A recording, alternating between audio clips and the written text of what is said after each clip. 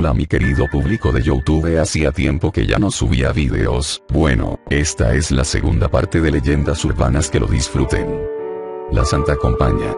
Álvaro llevaba años sin poner los pies en el pueblecito de Galicia donde creció. Pero, la grave enfermedad que sufría su padre, le obligó a desplazarse a la zona rural donde se crió para darle un último adiós. Por desgracia su padre tenía las horas contadas. Angustiado por el ambiente familiar que había en la que antes fue su casa, decidió salir a pasear para despejarse un poco. No le importó que ya hubieran pasado las 2 de la madrugada, tenía que separarse de sus hermanos, unos insensibles que como parásitos, y con su padre aún con vida, se repartían la herencia como hienas despedazan la carroña. Distraído y con la mente en otro lado, caminaba por los abandonados caminos que llevaban a la ermita del pueblo, una pequeña iglesia que se cerró varios años atrás por el grave deterioro que había sufrido su tejado en una lluvia de granizo. La ermita antes era la última escala en la procesión del pueblo, que finalizaba llevando la imagen de un Cristo desde la iglesia que había cerca de la plaza hasta allí. Pero cada vez eran menos los habitantes de la comarca, y el pueblo parecía una fantasmagórica visión de lo que Álvaro recordaba de su niñez, por lo que la ermita nunca fue restaurada. Cuando se encontraba a escasos metros del tramo final, escuchó una especie de cánticos, su curiosidad le llevó a acercarse aún más, pero algo en su interior le decía que debía esconderse. Un frío indescriptible parecía metérsele en los huesos y comenzó a sentir un fuerte olor a cera quemada. Instintivamente decidió ocultarse tras unos arbustos para contemplar aterrado lo que parecía una romería fantasmal precedida por un hombre que con la cara demacrada portaba una cruz en la mano. Los demás integrantes eran aún mucho más aterradores, pues claramente podía verse que ya estaban muertos y sus rostros eran poco más que unas calaveras que movían sus escalofriantes mandíbulas mientras entonaban un rosario. Todos los muertos portaban una vela en su mano y su lento paso parecía dirigirles directamente a la casa del padre de Álvaro. Álvaro, tan asustado como intrigado, decidió seguir a distancia a la cadavérica procesión, que cada vez se acercaba más a la que fue su casa, el lugar donde sufría la agonía de una lenta enfermedad su padre. Hasta que sorprendentemente su padre apareció caminando y, sin mediar palabra, uno de los esqueletos envuelto en una túnica, se le acercó y le ofreció una de las velas. Su padre, como hipnotizado, alargó la mano y la recogió, y tal y como había aparecido se esfumó en ese instante. El resto de integrantes de esa Santa Compaña también parecieron evaporarse en una extraña niebla. Todos menos el portador de la cruz, el primer integrante de la procesión de muertos, que quedó tendido en el suelo durante unos segundos. Pasado ese tiempo se levantó, y con la cara totalmente descompuesta por el cansancio y como si su misma vida fuera gradualmente absorbida por la compañía de los muertos, como un sonámbulo comenzó a caminar en dirección al pueblo. Álvaro estaba tan petrificado por el miedo que no podía moverse, solo el grito desgarrador de una de sus hermanas le despertó del shock en el que se encontraba. Casi sin darse cuenta había caminado, siguiendo a la Santa Compaña hasta escasos metros de la casa de su padre, y el grito confirmó sus más temidas sospechas. La procesión de muertos había venido a reclamar el alma de su padre. Corrió tan rápido como pudo hasta la habitación donde yacía su padre ya sin vida. Prácticamente toda la familia se encontraba con él en el momento que su alma abandonó su cuerpo. Álvaro entendió en ese momento que la imagen que vio de su padre no era más que su alma uniéndose a una Santa Compaña con la que vagaría eternamente reclamando el alma de otros moribundos. Las Rokurokubi. Una Rokurokubi es un tipo de monstruoso espectro femenino, originario del folclore japonés y perteneciente a la categoría de los yokai, que engloba apariciones, espíritus, demonios y monstruos.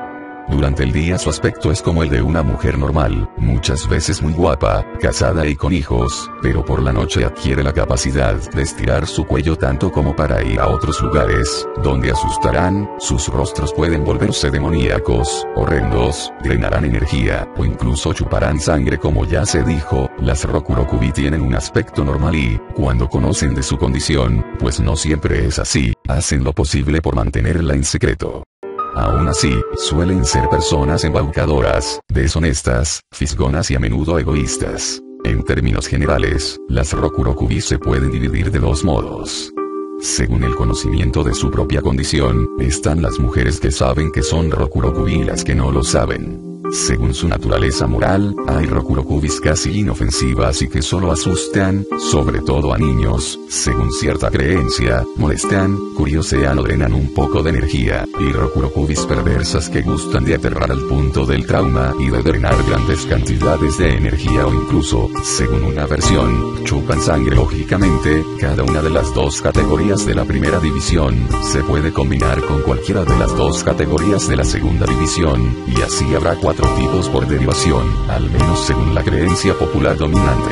Ya que, si nos aferramos a la versión budista, la Rokurokubi necesariamente es un ser perverso, que nació así como karma a malas acciones pasadas, o como castigo por quebrantar los preceptos budistas. En esta versión budista la Rokurokubi puede matar y comer a su víctima, pero afortunadamente suele elegir como presas a hombres de baja moral, como ladrones, asesinos, violadores, adúlteros, borrachos o drogadictos.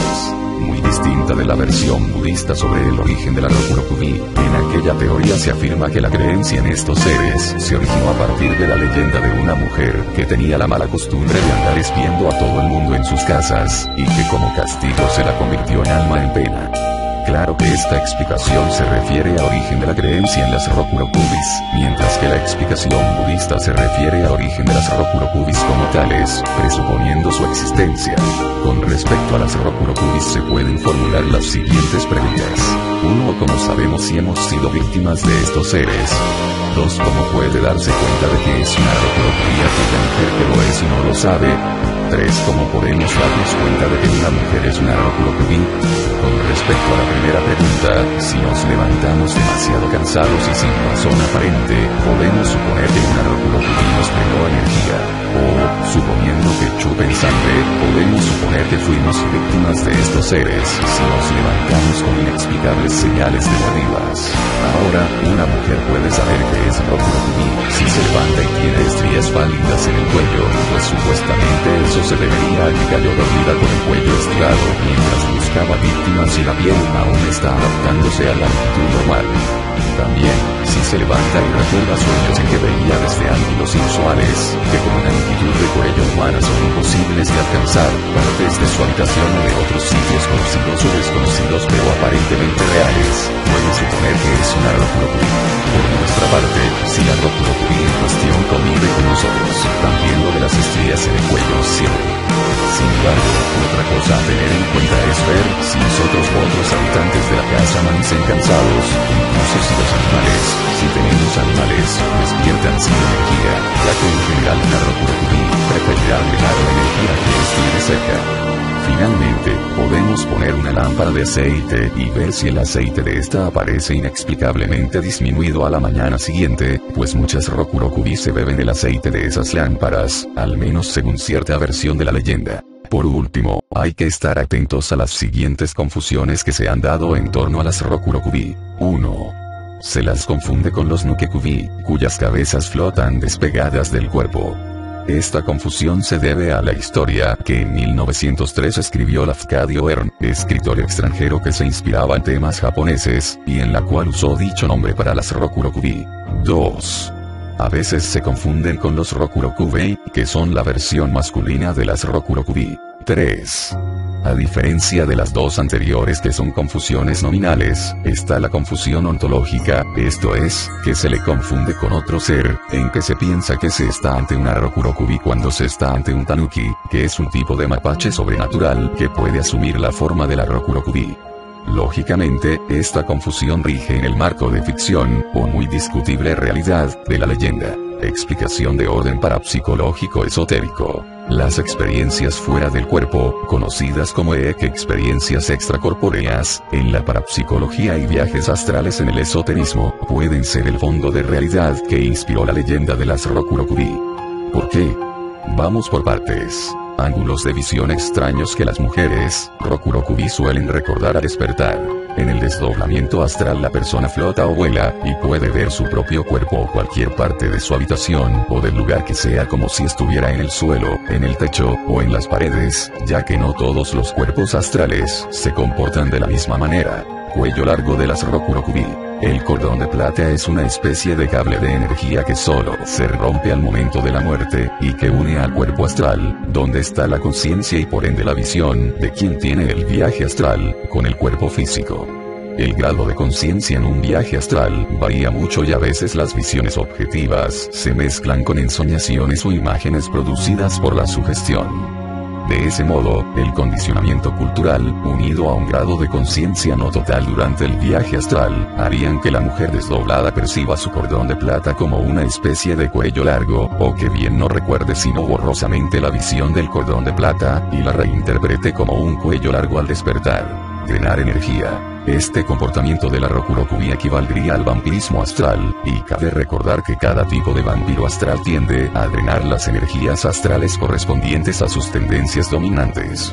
De ese modo, se esclarece el por qué, en la creencia budista, la Rokurokubi prefiere víctimas viciosas o de baja naturaleza, ya que las buenas personas no suelen ejercer el vampirismo astral, sea consciente o inconscientemente, pues de ambas formas se puede ejercer. Chupar sangre. Esto sería una metáfora del vampirismo astral, producida por la exageración y la imaginación popular, que tiende a deformar todo de manera que se vuelva más impactante, teniendo muchas veces simbolismos de fondo aquellas deformaciones. Asustar o curiosear. Cuando alguien se desdobla, sea que lo recuerde o no al volver a su cuerpo físico, tiende a experimentar miedo o curiosidad, y si experimenta lo segundo, se moverá donde pueda, y asustará a quienes tengan algo desarrollado el sexto sentido, pues estas personas le percibirán como un espectro, cuyo rostro puede deformarse en función de las emociones, ya que está hecho de materia astral y esta es maleable.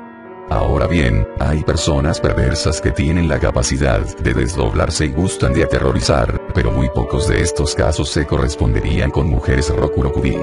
Y en cuanto al por qué los niños son quienes más comúnmente resultan asustados por estos seres, es simplemente porque los niños suelen tener menos cerrado el tercer ojo que los adultos, de modo que pueden percibir con mayor facilidad a los fantasmas y cuerpos astrales de personas vivas que se han desdoblado. El puente de los lamentos.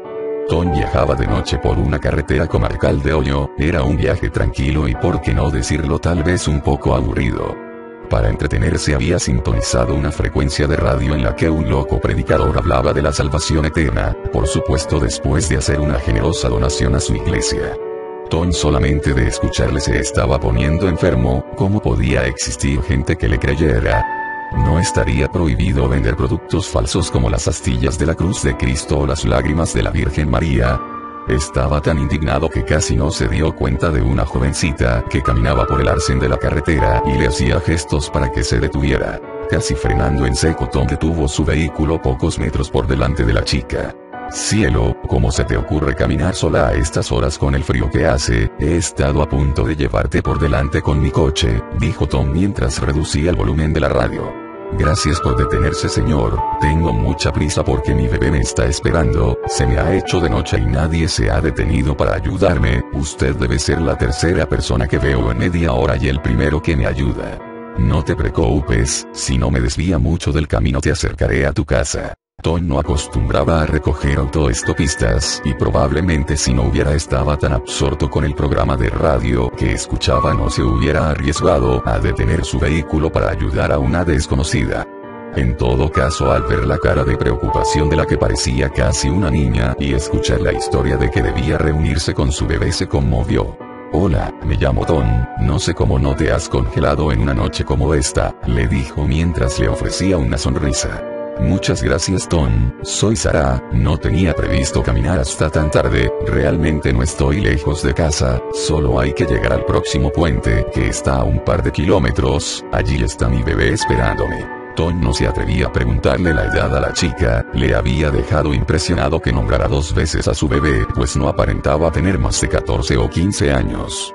Fijándose un poco en las ropas de Sarah, se dio cuenta que probablemente perteneciera a algún tipo de congregación Amish, porque sus holgadas vestimentas parecían casi sacadas del siglo pasado. Estaba confuso y no sabía qué tema de conversación sacar, pues aunque se moría de ganas de comentar con alguien las estupideces que pregonaba en su discurso el predicador, sabía que los Amish eran bastante religiosos y lo que menos pretendía era incomodar a la chiquilla.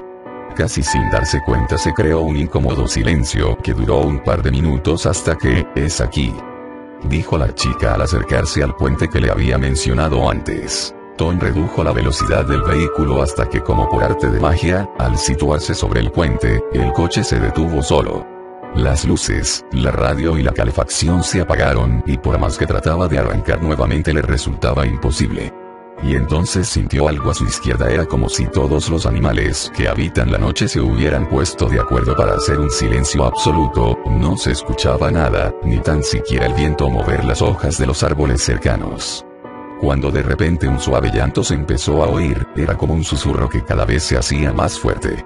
Bajó la ventanilla para escuchar mejor, y cuando se dio la vuelta vio que la chica ya no estaba en el asiento del copiloto. Era verdaderamente extraño, porque no había escuchado abrirse o cerrarse la puerta de su acompañante. También le resultó raro que se fuera sin despedirse, pues se había mostrado muy educada durante los escasos minutos que la había conocido.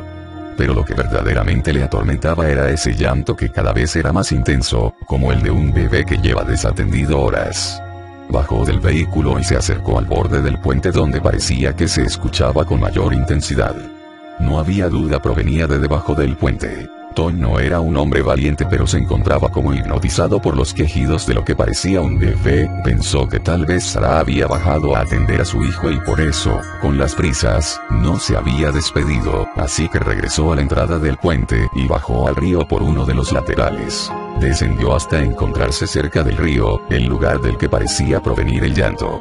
Misteriosamente, y aunque no podía ver nada, cada vez podía escuchar con más claridad el lamento del bebé. Era extraño porque parecía provenir de las aguas, y por más que miraba junto a su lecho no podía ver nada, pero entonces lo sintió como si una fría aguja de hielo se clavara en su espalda. Le sacudió un escalofrío que le dejó prácticamente petrificado. Podía notar como alguien le miraba desde el puente, una mirada fija que le helaba la sangre. Lentamente levantó la cabeza para ver quién le vigilaba y cayó al suelo de la impresión. Colgando del puente, se encontraba el cadáver de Sarah, que parecía haberse ahorcado con una cuerda atada a la barandilla del puente. Sus fríos ojos de muerta le miraban fijamente, su rostro tenía una extraña mueca de dolor y su boca parecía desencajada, pero lo más aterrador estaba por llegar. Porque aunque Sarah parecía llevar varios días muerta en el lugar, empezó a moverse. Un brazo se extendió y con un dedo señaló el lecho del río. Tom aún desde el suelo estaba tan petrificado por el miedo que no se atrevía a moverse, pero como la luz atrae a los insectos nocturnos, casi sin poder evitarlo giró su cabeza hasta mirar al lugar donde apuntaba el dedo en descomposición de Sarah. En el agua podía verse el cuerpo de un recién nacido flotando boca abajo y una vez más escuchó el llanto desconsolado. El miedo dio camino al pánico y el terror que antes le paralizaba ahora le obligaba a correr tan rápido como podía. Subió tropezando por la cuesta por la que había descendido al cauce del río y se metió nuevamente en su coche. Pero no arrancaba y cada vez se escuchaba más cerca el llanto del niño y el lamento del espíritu de Sarah. Totalmente desesperado empezó a empujar el vehículo que, tan misteriosamente como se había apagado, se encendió solo al cruzar el puente. Subió al coche y condujo tan rápido como pudo para escapar del puente de los lamentos. Hanako-san, la niña del baño. Hanako-san es una niña fantasma, adolescente en algunas versiones, que acecha en los baños de las escuelas japonesas. Los japoneses la llaman Toire no Hanako-san, que literalmente significa Hanako del baño. Ella tiene el pelo ligeramente corto, negro y lacio, usa una falda roja y su mirada, según cuentan, es capaz de helarle la sangre al más valiente. Habita el tercer cubículo de los baños del tercer piso. En otras versiones de la leyenda, el cuarto cubículo. Ya que, en Japón, el 4 es considerado un número maldito por su semejanza fonética con la palabra shi, muerte. Su espíritu generalmente pena en los baños de mujeres, pero no son pocos los casos de chicos que han salido despavoridos por encontrársela en medio del mal olor, la humedad y la penumbra, ya que ella suele preferir los baños descuidados y poco iluminados, por lo cual los profesores, aprovechándose del miedo que inspira Hanako-san, recomiendan a sus alumnos mantener limpios los baños. El riesgo riesgo de encontrarte con Hanako-san es mucho mayor si estás solo o sola.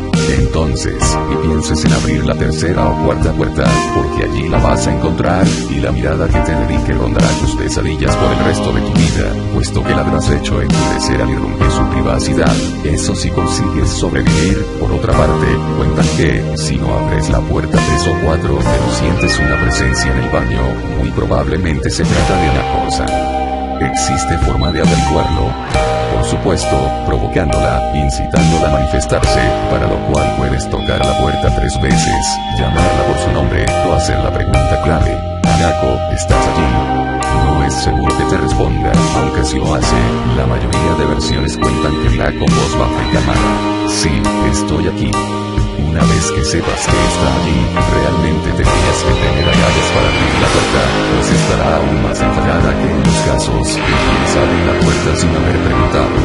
No obstante, si tienes un examen en el que hayas obtenido la máxima nota, puedes estar tranquilo, pues se dice que Hanako-san se calma y desaparece, desvaneciéndose cuando ve que eres un gran estudiante. Sin embargo, una versión afirma que ella, tengas un buen examen, desaparecerá metiéndose en el mejor reaccionario naval. Ahora bien, hasta ahora solo se ha presentado la versión más extendida de la leyenda, ya que existen conocidas variaciones en las que Hanako-san se manifiesta de formas sencillamente aterradoras. En la prefectura de Yamagata, cuentan que Hanako-san no siempre responde con voz calmada, puede responder con voz bronca, como de poseída por el diablo, y entonces, aunque no mueras, podría atacarte o asumir un aspecto tan monstruoso que necesites varias visitas al psicólogo. Según la creencia de Yamagata, es mejor que jamás abras la puerta, pues Hanako no es una niña sino un demonio que emplea voz de niña para que los curiosos caigan y se queden mirados a ver que en realidad se trata de un genio con 3 metros de altura y 3 asquerosas y viscosas cabezas de lagarto. En cierta escuela de la ciudad de Kurosawa, cuentan que, si te metes al cuarto cubículo y dices 3 veces Ichiban mi Hanako-san, Niban mi Hanako-san, Sanban mi Hanako-san, primera Hanako, segunda Hanako, tercera Hanako, una mano blanquecina aparecerá por encima de la puerta del baño, resplandeciendo espectralmente con su luz de ultratumba. En una escuela de la ciudad de Yokohama, los alumnos creen que, si vas al cuarto cubículo del baño de los chicos y le das vueltas al inodoro unas 3 veces o más mientras insultas a Hanako-san, una mano ensangrentada ascenderá desde el hueco del inodoro e intentará atraparte. Diferente a las anteriores, en muchas escuelas de Japón existe la superstición de que, si te raspas la rodilla en el patio de la escuela, te podría salir el temido hongo Hanako, el cual es como una mancha blanquecina que, según cuentan, de alguna u otra forma te transmite Hanako-san desde su costra, puesto que esta está llena de ese tipo de hongo. Probablemente te preguntarás cuál es el origen de Hanako-san, y desde cuándo empezó a hablarse de ella.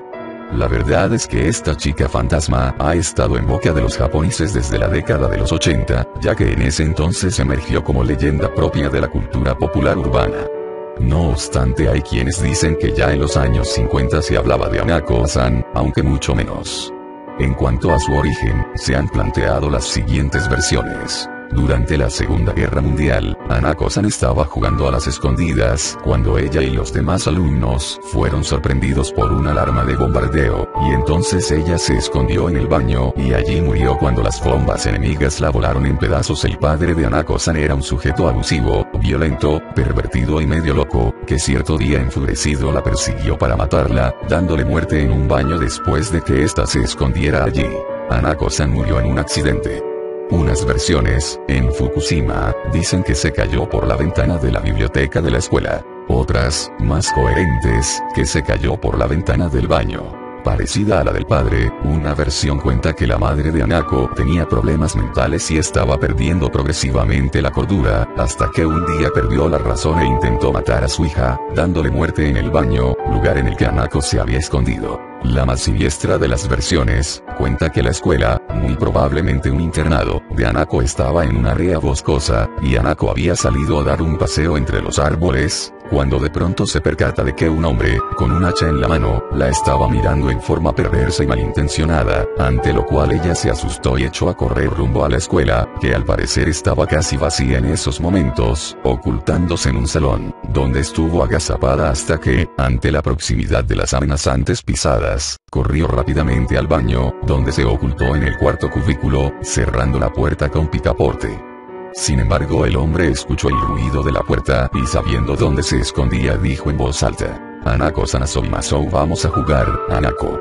Y entonces comenzó a fingir que la buscaba, hasta que llegó al baño y a hachazos, destrozó la puerta del baño y él despedazó a Hanako por último. Algunos creen que Hanako se suicidó en el baño, cosa que sí es creíble puesto que Japón tiene uno de los mayores índices de suicidios, incluyendo casos de adolescentes y niños, los cuales algunas veces se han matado por la presión social en torno a la obtención de buenas notas, tales como las que hacen que Hanako se desvanezca. ¿Será por coincidencia? La maldición de Carmen Winstead. Finalizada la hora del almuerzo escolar, la maestra les comunicó a los alumnos que la junta directiva había planificado un simulacro de incendio en el que todos debían participar. Poco después sonó la alarma y los alumnos salieron para reunirse en el patio. Era un día caluroso, con el cielo despejado y un sol que hacía arder la piel, llenando las frentes de los estudiantes con pequeñas gotas de sudor. La maestra comenzó a leer la lista de nombres. Todos alzaban la mano y decían presente de forma mecánica, consumidos por el aburrimiento. Sin embargo, una chica de un grupo de 5 amigas se fijó en el hecho de que Carmen, una compañera de clase, estaba de pie junto a la alcantarilla, a la que le faltaba la tapa desde hacía semanas, y aún faltaba bastante para que la maestra leyera su nombre. Sus ojos brillaron. Carmen estaba entre las últimas de la larga lista organizada en orden alfabético. ¿Qué pasaría cuando la llama en sí caía en la alcantarilla? Carmen está en la alcantarilla. Podrían corear y entonces todos reirían a carcajadas y la pobre Carmen sería el hazmerreír. Quién sabe, incluso podrían terminar por bautizarla como la chica de la alcantarilla. La oportunidad de romper el aburrimiento y hacer historia era perfecta, así que les comunicó discretamente la idea a sus 4 amigas y todas empezaron a agolparse en torno a Carmen, fingiendo torpeza para empujarla y hacerla caer sin que aquello pareciese premeditado. La maniobra fue perfecta, Carmen apenas emitió sonidos de queja mientras la hacían caer y, cuando dijeron su nombre, las 5 chicas empezaron a gritar: "Ella está en la alcantarilla, ella está en la alcantarilla". Un mar de carcajadas se desató, pero las risas empezaron a silenciarse cuando la maestra se acercó a ver y, antes de que emitiera palabra alguna, se giró y miró a todos con una mueca impregnada de angustia y terror. La situación no inspiraba risa alguna. Carmen había caído de cabeza en el hueco y al aterrizar su cabeza se había torcido hacia un lado en una posición totalmente imposible, su cara casi sin piel después de haberse raspado contra las paredes de la alcantarilla en la caída y una mueca espantosa como si hubiera tratado de gritar y no hubiese tenido el tiempo suficiente. La sangre se dispersaba en un charco que se mezclaba con el excremento húmedo y maloliente que impregnaba todo su cuerpo. Las 5 chicas se acercaron a ver. Una lágrima asomó tímidamente en la mejilla de la autora de la broma, mientras sus ojos atónitos contemplaban como una gorda cucaracha yacía sobre lo que alguna vez fue el rostro de Carmen, moviendo sus antenas como para ver si todo estaba bien. Pero nada estaba bien, y ella y cada una de sus amigas se sintieron como uno de esos repulsivos insectos, cuando la policía vino y determinó que Carmen tenía el cuello roto y estaba muerta. Según dijeron, al caer Carmen se golpeó con las escaleras metálicas, de tal forma que perdió la cara y después se rompió el cuello al estrellarse contra el cemento. Minutos después se llevaron el cadáver de Carmen, acompañado por una procesión de moscas cuyos zumbidos eran casi el único ruido en medio del fúnebre silencio. Ese día hubo un interrogatorio después de clases. Todos debían ir. En el interrogatorio las 5 chicas dijeron que fue un accidente y que ellas fueron testigos. La policía les creyó que el caso de Carmen Winstead se cerró, pero algo apenas siniestro había comenzado meses después.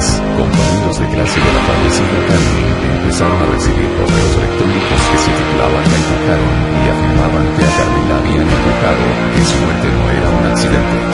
También, los correos decían que los culpables debían asumir la responsabilidad del crimen, pues de lo contrario habría terribles consecuencias. La mayoría pensó que los correos eran una falsa venganza elaborada por alguien que quería divertirse causando temor, pero otros no estaban tan seguros. Transcurridos unos pocos días tras la cadena de correos, la chica que creó el plan para ridiculizar a Carmen estaba bañándose cuando de pronto oyó una extraña risa. Cerró el ojo para oírlo todo. La risa parecía venir del interior de la ducha. ¿Acaso se estaba volviendo loca? Aterrada, se secó rápidamente, se vistió, se despidió de su madre nerviosamente y se fue a dormir más temprano que de costumbre. 5 horas después su madre se despertó al oír un portazo en la puerta de entrada. Su hija no estaba en la habitación ni lugar al fin de la casa. Llamó a la policía, pero los agentes poco podían hacer al respecto, ya que no se podía interponer una denuncia en personas desaparecidas hasta que transcurrieran 48 horas. Ahora se prometieron la desconsolada madre patrullar las calles cercanas para buscar a su hija. La búsqueda de familiares y amigos tampoco tuvo éxito y la chica no apareció aquella noche. La mañana siguiente, mientras el conserje del colegio limpiaba las hojas secas del patio, se encontró que la tapa de la alcantarilla, que habían vuelto a colocar después de producirse la trágica muerte de Carmen, había sido levantada y apartada a un lado. Al asomarse descubrió algo realmente escalofriante. Parece que la chica desaparecida la había retirado antes de lanzarse de cabeza por el conducto y se encontraba en el fondo con el cuello roto y la cara destruida, borrada por los golpes que se había dado al caer y golpearse con las escaleras metálicas de las cloacas. Una muerte idéntica a la que sufrió Carmen. El mismo destino les esperaba a las otras 4 culpables de la muerte de Carmen. Tras la muerte de las 2 primeras, un equipo del ayuntamiento soldó la alcantarilla para que nadie más pudiera abrirla. Sin embargo, eso no pareció impedir a la tercera víctima arrancarla del suelo, algo que requería una fuerza sobrehumana. Por supuesto, esa fue la gota que colmó el vaso y se decidió colocar vigilancia las 24 horas del día en ese peligroso punto de encuentro para suicidas. Las 2 víctimas restantes murieron de la misma forma, pero el espíritu de Carmen en esta ocasión las guió hasta alcantarillas cercanas a sus domicilios. La vigilancia podría frustrar sus planes. Una por una cayeron en las alcantarillas, perdiendo el rostro y rompiéndose el cuello. Todas se habían quedado dormidas antes de su trágica muerte. En ese momento, cuando se encontraban más vulnerables, Carmen aprovechaba para poseer sus cuerpos y guiarlas como si se tratara de un caso de sonambulismo hacia una muerte tan cruel como la que ella había sufrido. Un destino cruel porque podían sentir todo lo que ocurría, pero no tenían control sobre su cuerpo. Pero la cadena de muertes no se detuvo ahí, ya que posteriormente otros compañeros de clase de Carmen también fueron encontrados muertos en distintas alcantarillas, con el cuello roto y el rostro anulado. Ellos y ellas también se habían dormido antes de aparecer muertos. Resultaba muy inquietante pensar que todos esos otros compañeros muertos no habían creído en los correos electrónicos que afirmaban que Carmen fue empujada. ¿Acaso el espíritu de Carmen se estaba vengando? ¿Podría eso explicar muertes tan extrañas en las que no se entendía cómo diablos los cuerpos habían ido a parar a la alcantarilla sin que nadie advirtiese con claridad el rumbo que las víctimas tomaban antes de ser asesinadas? El espíritu de Carmen Winstead andaba suelto y, quien no creyese que ella fue empujada, corría el riesgo de ser castigado con una muerte semejante a la de Carmen, muerte que caería sobre él o ella durante las horas de sueño, con un sigilo que solo se rompería al caer por la alcantarilla. Bueno, espero que este nuevo video de Leyendas Urbanas parte 2 te haya gustado y si fue así pues dale like, comenta, comparte y lo es importante suscríbete para más videos. Nos vemos en el próximo video, adiós.